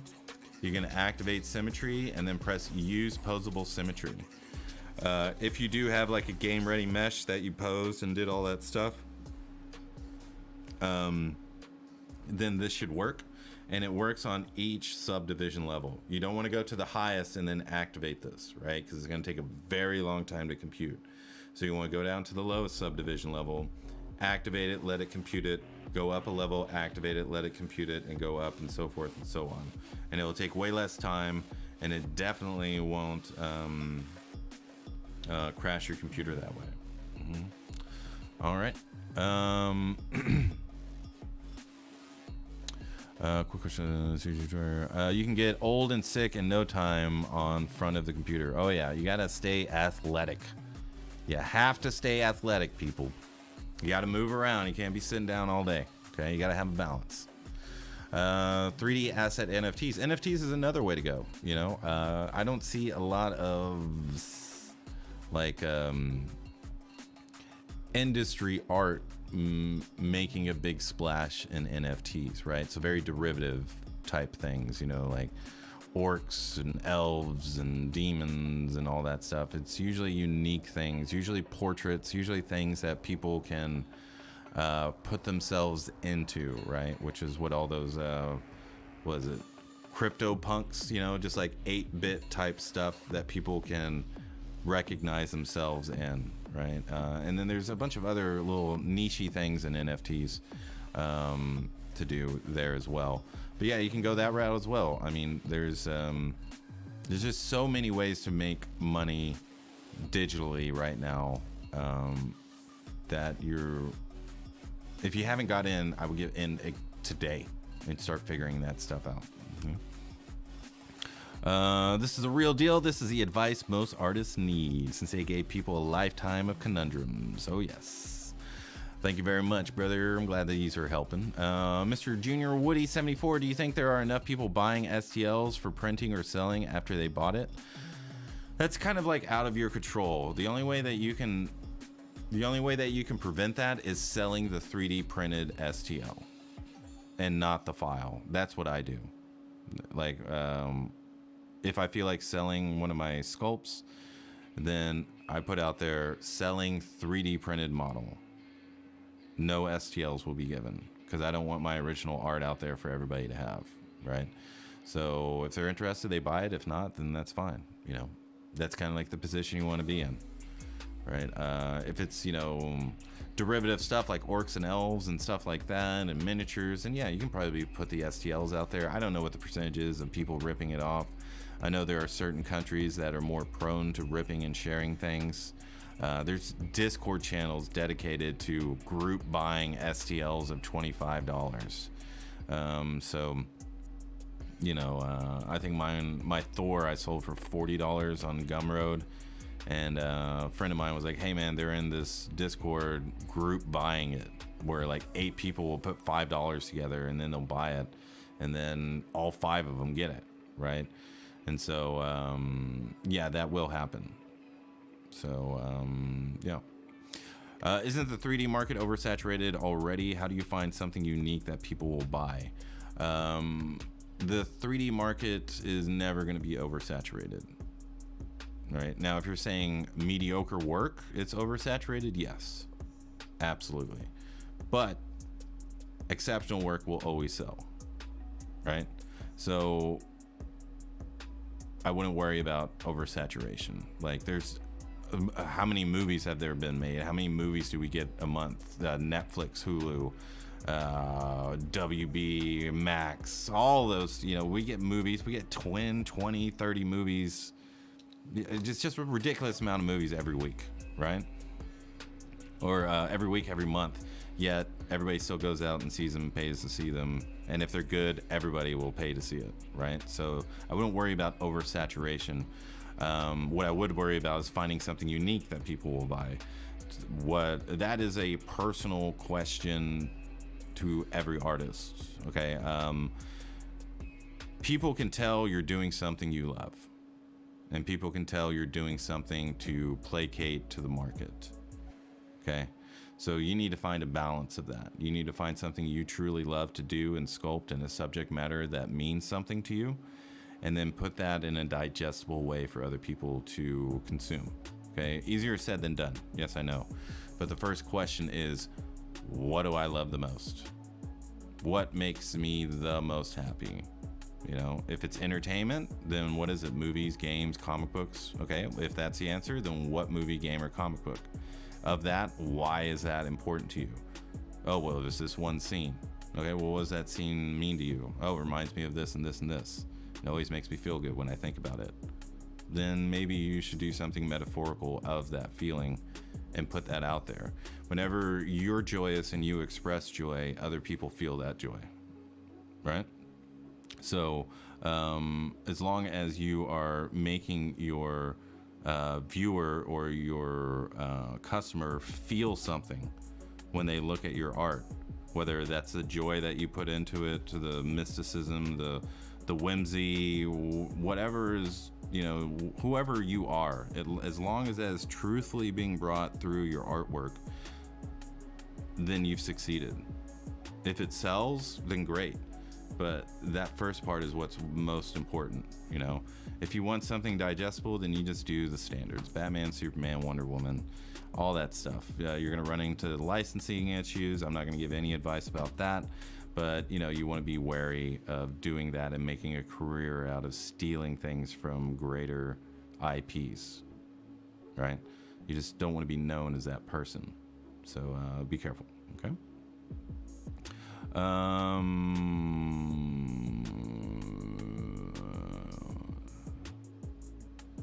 Imagine if claymation was as popular as CGI these days. Oh, yeah. Queen Serb spitting some spicy wisdom. Oh, yeah. Baby's first puke. Are you good at getting into other people's mindsets to know what is appealing?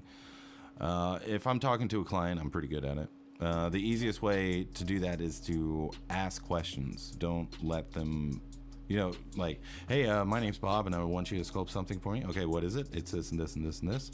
Okay, so what does this mean to you? Why are you talking to me? Right. Oh, I'm talking to you because I really like your artwork and I like what you do, and et cetera, et cetera. Oh, okay.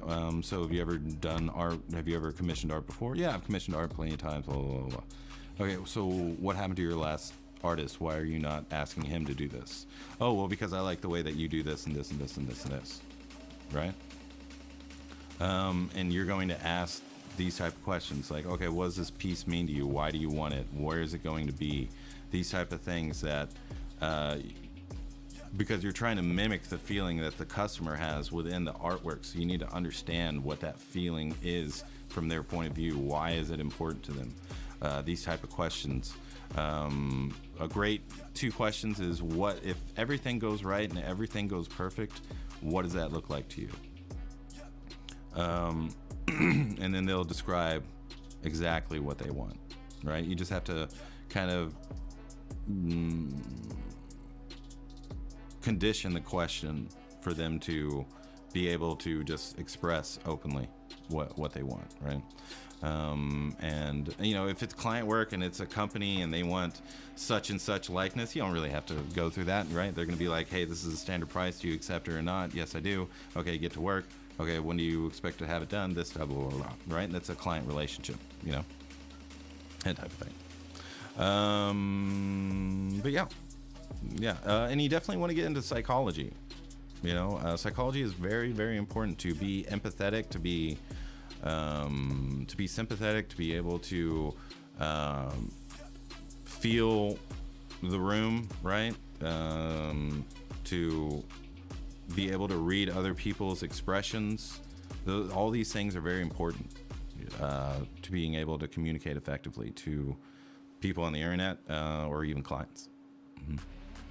Hey, I'm really new to modeling and would love to learn. Any recommendations?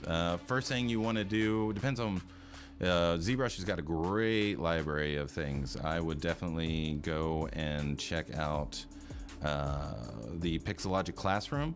If you don't know how to use ZBrush, they literally let you know how to do everything. So that would be first. Understanding the program so that you can use it freely is probably paramount in terms of getting started. After you've made a few things, then again, you want to find out what you want to do. Do you want to create characters? Do you want to create creatures? Do you want to create environments? Do you want to be an animator? Do you want to be this? Do you want to be that, right? And then learn as much about that as possible. YouTube should be a university, okay? And you can find any subject. You can put in telescopes and you'll be like, oh my God, I can't believe there's so many channels dedicated to telescopes, right? There's good information, there's bad information, there's mediocre information, and you just have to listen to all of it to kind of understand what's good and what's bad, right?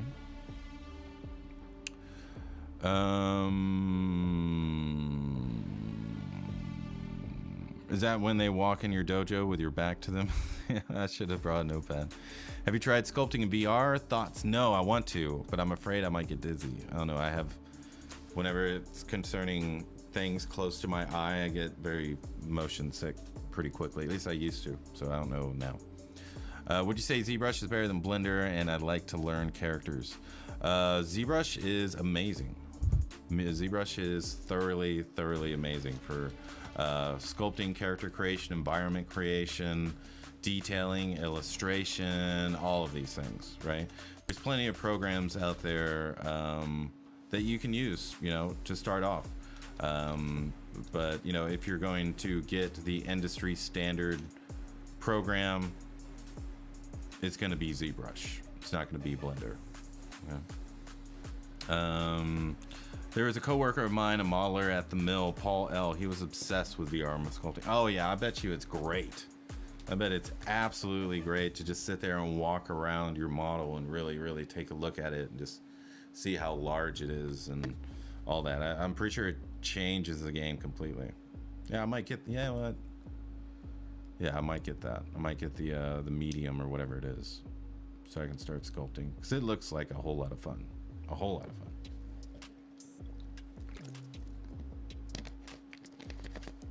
But great questions, everybody. I think we had a really good discussion. Not a lot of sculpting, but a really great discussion.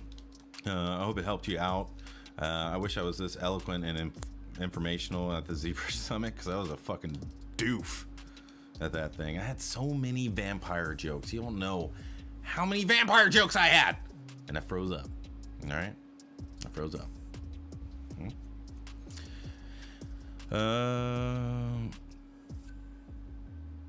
Yeah.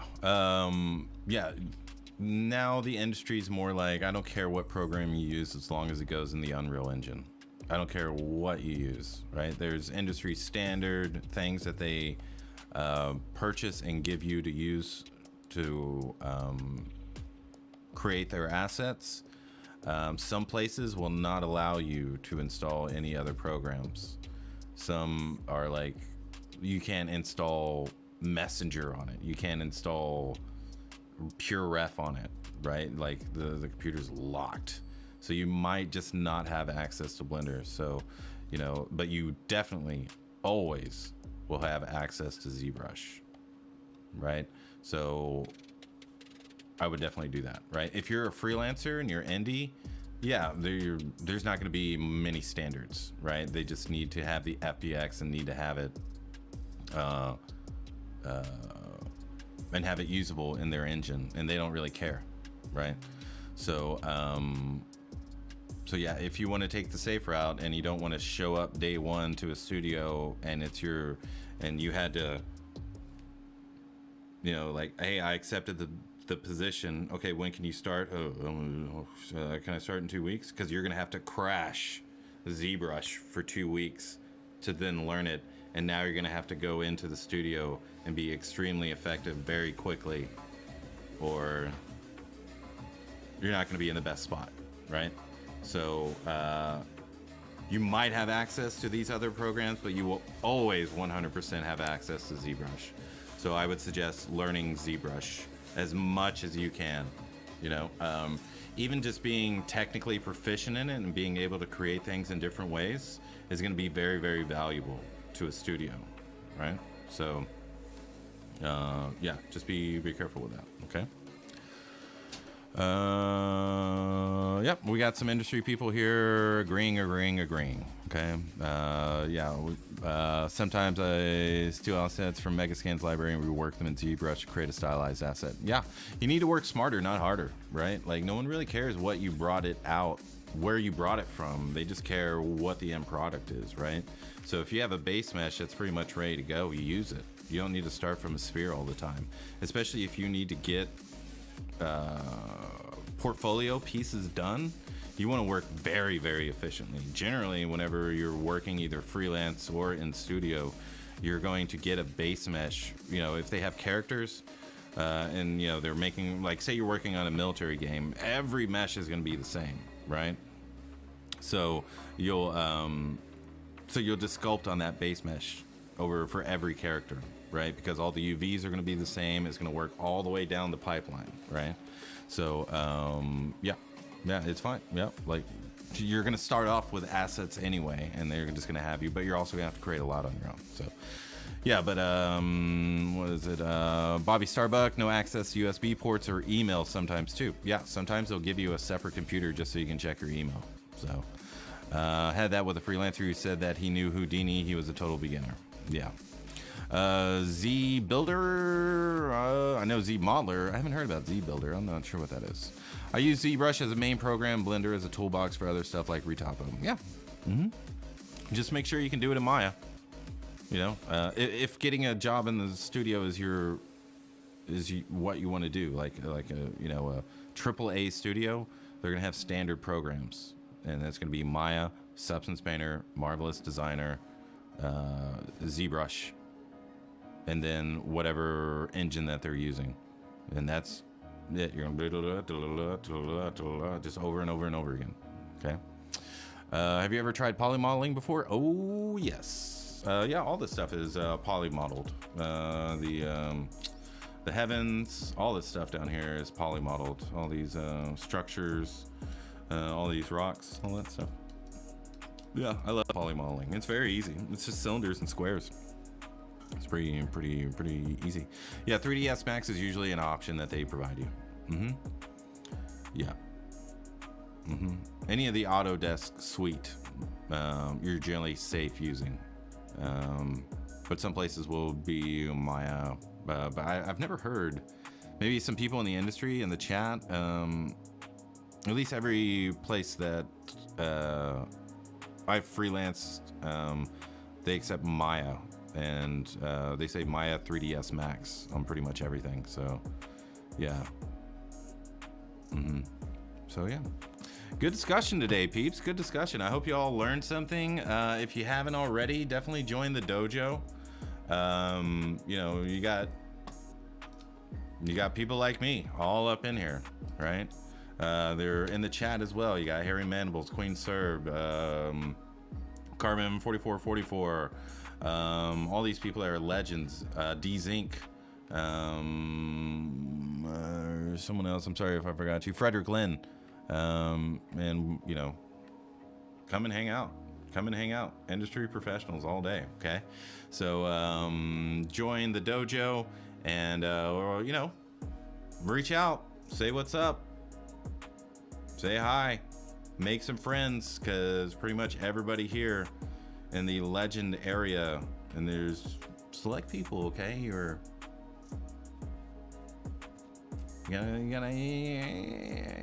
gotta reach a bar before you get to the legends, okay? But industry people and or people that were trained directly by me. So they're all talented, all very hungry, and all good people. Okay, so there's no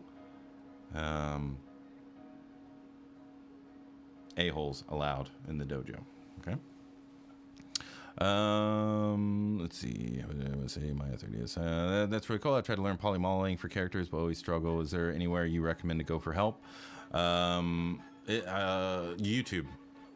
YouTube's going to be the best way. You're going to learn how to sculpt hands, heads, eyes, noses, mouths, everything there.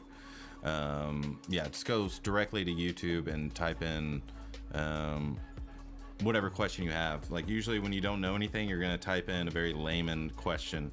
But the more that you research and the more you research, you're going to start getting more and more terminology and lingo that you're going to be able to narrow your search more and more with the more familiar you get with the industry. Anna Paula Batman. I have a friend that works at Bungie and he uses my ZBrush and subs and stuff. Not sure how much he uses Marvelous, though he does love hard surface character stuff. Yeah, so for that, probably not going to have a lot of Marvelous Designer, but you know, if you're working on an army game, a medieval game, any of those things, you're going to be using Marvelous Designer quite a lot. Carbon 4444, I got a Klingon meme ready for the newcomers. Oh yeah, oh yeah. Alrighty, brothers and sisters, before we go, you know what we gotta do. We have to give thanks and praise to the Lord God, Scott E. Ayton, and the Ayton Templar.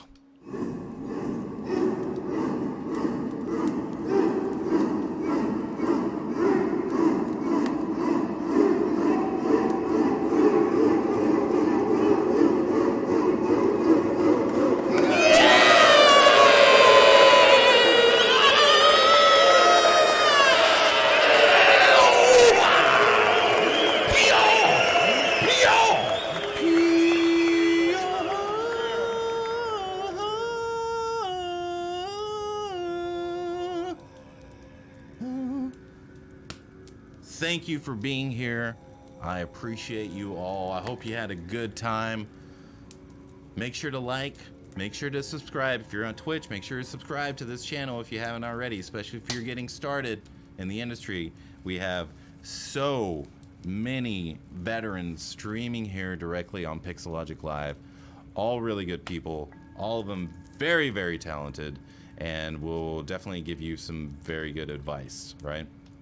So definitely check them out. Subscribe to the channel if you haven't already. Make sure to like the video. We will be back next week. Make sure to join the dojo. Submit your pieces so that I can help you out and take you to that next level so that you can be as employable as possible. Okay. I appreciate everybody. Thank you, D-Zinc, Robert, Trent's, Bobby Starbuck. Wow, Anna Paula, Rodolfo, Robert, Talden, thanks for lurking. Appreciate you all. If you haven't already, check out my art station. It's under Shotgun Scream or under my name, which is at the very top here, Spicer McLeroy. Check me out. Check my store if you're looking for sculpting videos. I will level you up. It's guaranteed. Ask in the chat. Ask. Go ahead and ask. Everybody who's taken my class has leveled up. Every single person. So I hope to see you here next week. I appreciate you. And we have, 103 billion people watching right now.